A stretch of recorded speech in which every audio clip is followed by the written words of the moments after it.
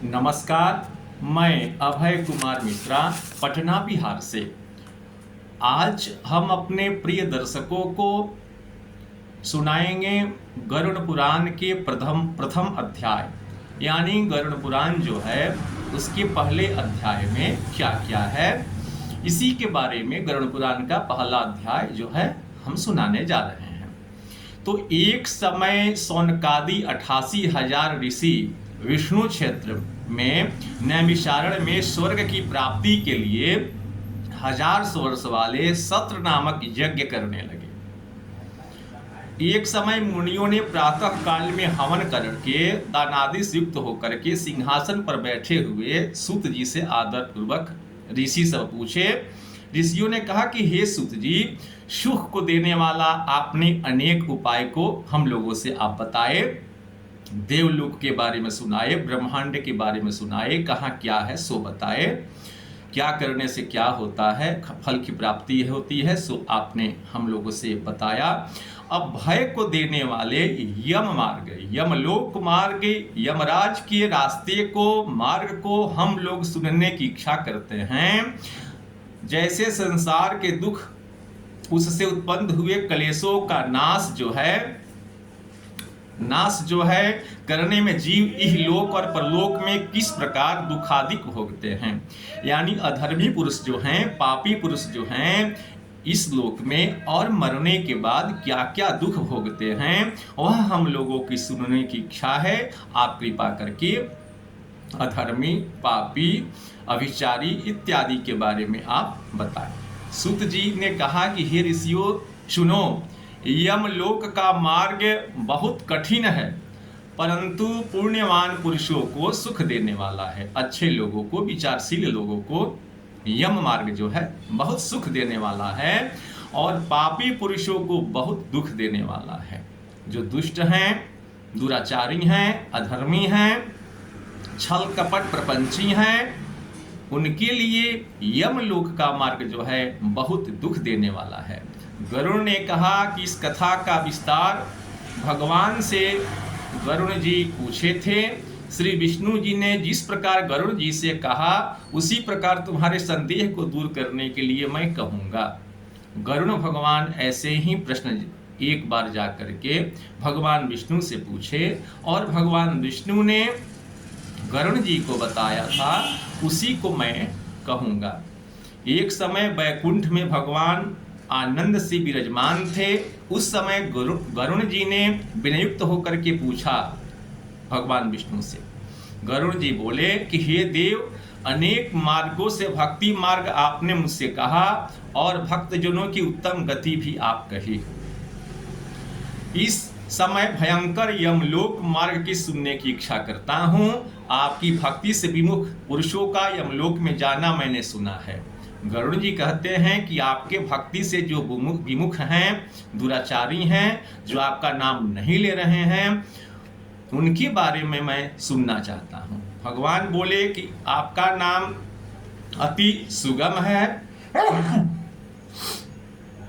उसके उच्चारण करने में कुछ परिश्रम नहीं होता, सबके मुख में जिह्वा भी है, फिर भी वे नरक में जाते हैं। गरुड़ जी बोलते हैं कि हे भगवान विष्णु, आपका नाम बहुत सरल है। विष्णु, वासुदेव, कृष्ण, राधा, शिव, हनुमान, यानी कोई भी भगवान का नाम लेने में नाम जो है बहुत सरल है, उसमें कुछ खर्चा भी नहीं लगता है। नाम लेने में नाम कैसे भी लिया जा सकता है, सोकर, उठकर, बैठकर, बोलकर या बिना बोले मन ही मन लिया जा सकता है। इसमें कुछ परिश्रम भी नहीं है। आपने मुंह में सबकी जिह्वा भी बनाई है, जीभ भी बनाई है, फिर भी लोग नरक में कैसे चले जाते हैं? हे भगवान विष्णु, आप कृपा करके बताएं। ऐसे नराधम पुरुषों को बारंबार धिक्कार है। गरुड़ जी बोलते हैं कि ऐसे मनुष्य जोनियों के लोगों को बारंबार धिक्कार है जो आपका नाम नहीं लेते हैं। इस कारण हे भगवान, पापी मनुष्यों की गति होती है, जो पापी लोगों की गति होती है वह मुझसे कहें, और यमलोक मार्ग में जाते हुए किस प्रकार दुखों को प्राप्त होते हैं वह भी कहिए।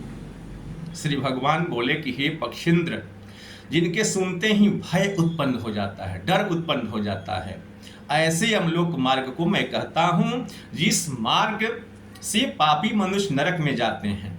यह सुनने में भी बड़ा भयंकर है। उस नरक में ऐसे ऐसे मनुष्य जाते हैं, नरक में जो है ऐसे ऐसे मनुष्य को भेजा जाता है जो पाप कर्म में संलग्न हैं, दया धर्म से रहित हैं, दुष्ट पुरुषों के साथी हैं, शास्त्र और सत्संगति से परांगमुख हैं।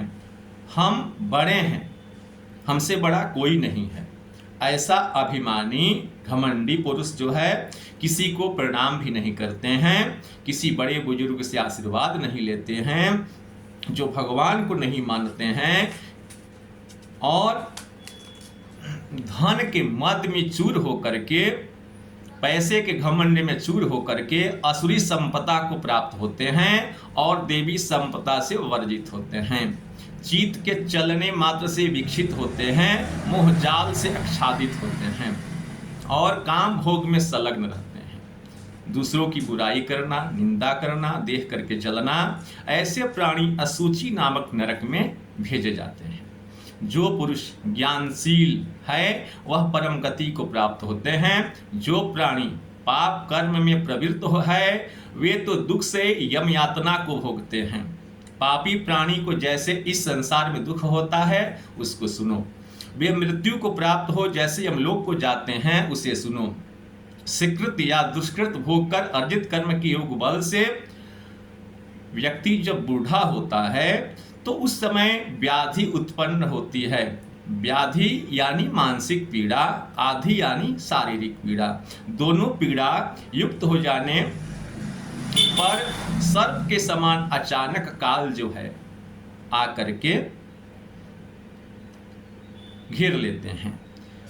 अंत काल में वैराग्य उत्पन्न नहीं होता। भगवान का नाम वही लोग बुढ़ापे में ले सकते हैं जो समय से पहले से ही लिए हैं, बचपन से ही जो भगवान में लीन हैं, उन्हीं लोगों से जो हैं भगवान का नाम लिया जा सकता है।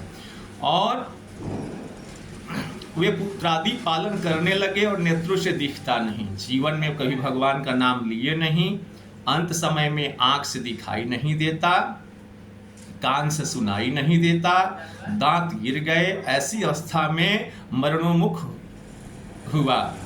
अपमानित पुत्रादि के दिए हुए भोजन को कुत्ते की तरह खाते हैं। रोगयुक्त भोजन जो करते हैं वह पचता नहीं है, अल्पाहार है, ऐसे चलने की शक्ति भी कम है। वादी से नेत्र खुल रहे हैं, कफ के अधिक होने से नाड़ी सब बंद हो गई, काश श्वास से परिश्रम से कंठ में घुरघुर शब्द होने लगा, कफ से।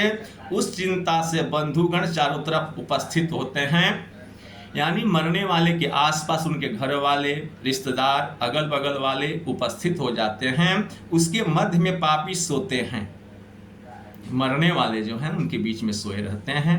आवाज मुंह से नहीं आ पाता है, कफ जो है घेर लेती है, कोई बुलाता है तो भी काल पास के वशीभूत हैं, बोल नहीं सकते, आवाज बंद हो जाती है अंत समय में।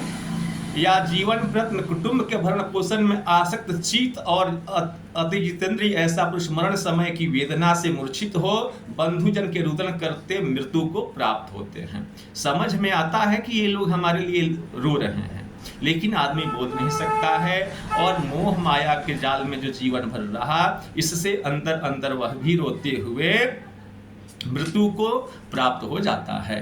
हे गरुण, उस समय में दिव्य दृष्टि उत्पन्न होती है, उससे संपूर्ण जगत को एकमात्र स्वरूप समझता है, किंतु बोलने की शक्ति नहीं रहती है। उस समय इंद्रियाएं नष्ट हो जाती हैं और चैतन्य जड़ रूप हो जाता है। यमराज के दूत के समीप आने पर प्राण जो है शरीर से निकल जाते हैं। उस समय अपने स्थान से प्राण के चलने पर एक भी क्षण कल्पमात्र प्रमाण हो जाता है और 100 बिच्छू के डंक मारने से जितना कष्ट होता है उतना कष्ट जो है उस समय मरने वाले व्यक्ति को होती है। प्राण निकलने के समय अंतर मुख पर फेन आने लगता है और मुंह से लार टपकने लगती है। उस पापी पुरुष के प्राण वायु नीचे के मार्ग से निकलते हैं। मरने के समय कोई कोई जो है लैट्रिन कर देता है, पेशाब भी कर देता है, डर से यम के दूत को चेहरे को देख करके। उस समय 2 यमदूत आते हैं, दो तरह के यमदूत आते हैं। वे बड़े भयानक उनका स्वरूप होता है और क्रोधयुक्त नेत्र वाले होते हैं, पास दंड को धारण करने वाले और नग्न रहते हैं, दांत से कट कट शब्द करते हैं, कौवा जैसे काले ऊंचे केस हैं, बकुला की तरह उन दोनों का मुख है, नाखून बहुत बड़ा है और यमराज के दूत को देख करके पापी प्राणी भयभीत होकर के मलमूत्र करने लग जाता है। उस समय शरीर से अंगुष्ठ मात्र जो है, अंगूठा के बराबर जीव जो है हाहाकार शब्द करता हुआ शरीर से निकलता है, जिसको यमदूत पकड़ लेते हैं। यमराज के दूत उस भोगने वाले शरीर को पकड़ पास गले में बांध उसी क्षण यमलोक में लेकर चले जाते हैं। जैसे राजा के पुरुष दंडनीय प्राणी को पकड़ करके ले जाते हैं, इस तरह उस पापी को रास्ते में थकने पर भी यमराज के दूत जो हैं भयभीत करते हैं और उनको नरक के दुखों को बारंबार सुनाते रहते हैं। जल्दी चलो, तुमको यमलोक में ले जा करके पीछे अनेक कुंभादिक नरक में हम लोग लेकर चलेंगे, इसलिए आज तुम देर मत करो। ऐसे यमदूत का वचन सुन और बंधुजनों का इधर प्रलाप सुन करके पापी पुरुष जो है, मरने वाला व्यक्ति उच्च स्वर से विलाप करने लगता है, रोने लगता है और यमदूत जो है उनको ताड़ना देते जाते हैं।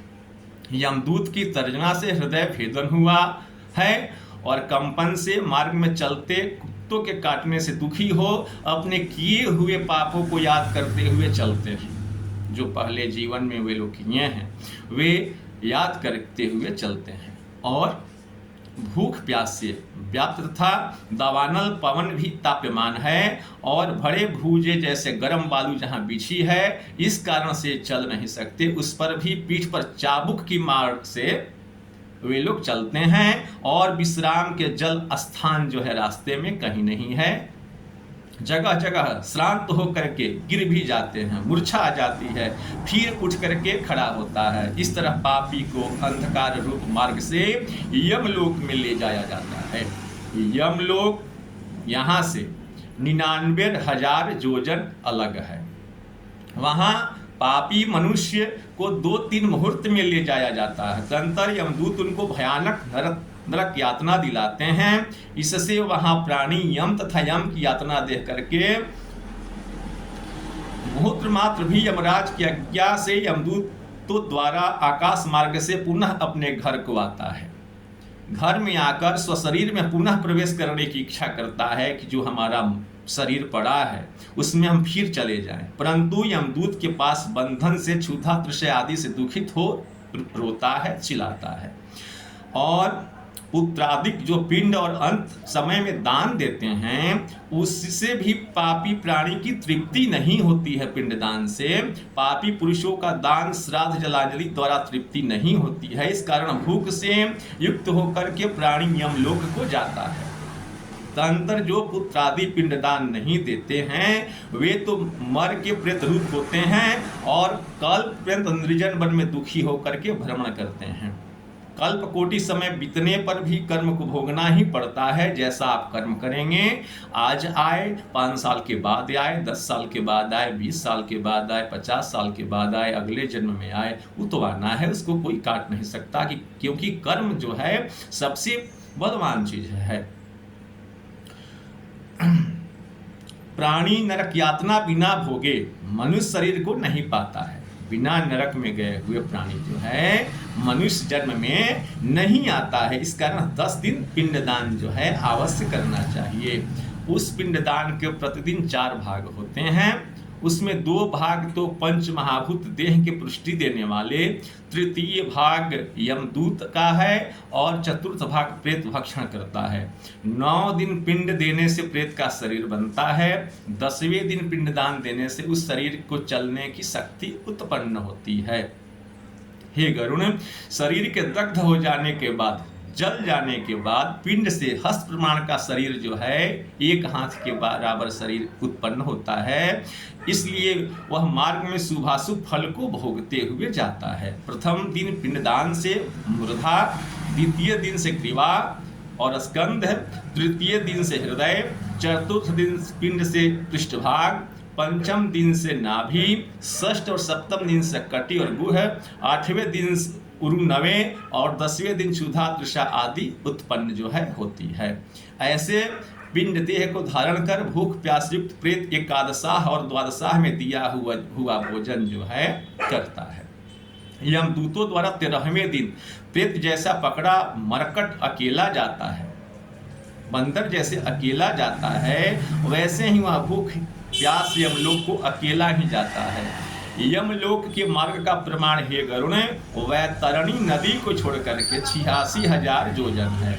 उस मार्ग में प्रतिदिन प्रेत 200 योजन चलता है। ऐसे 47 दिन रात चल करके, दिन और रात दोनों चल करके यमलोक पहुंचता है। इस प्रकार मार्ग में 16 पुरियों का उल्लंघन कर पापी जीव यमराज के घर को जाता है। 16 पुरी का उल्लंघन करने के बाद 16 पुरी का नाम है सौम्य, शौरीपुर, नागेंद्र भवन, गंधर्व, शैलागाम, ब्रौज, क्रूरपुर, विचित्र भवन, ब्रह्मपद, दुखद, नाना कंदपुर, सुतप्त भवन, रौद्र, पर्योवैषण, सीताढ़, बहुभीति।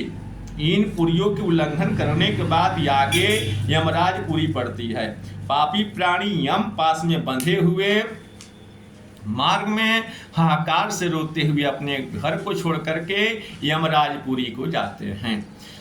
जो लोग अच्छे कर्म नहीं करते हैं, बुरे कर्म करते हैं, ऐसे ही लोग जो है यमपुरी में जो है ऐसे ही लोगों को भेजा जाता है। अगले वीडियो में गरुड़ पुराण के दूसरे अध्याय के बारे में जो है हम बताएंगे। नमस्कार।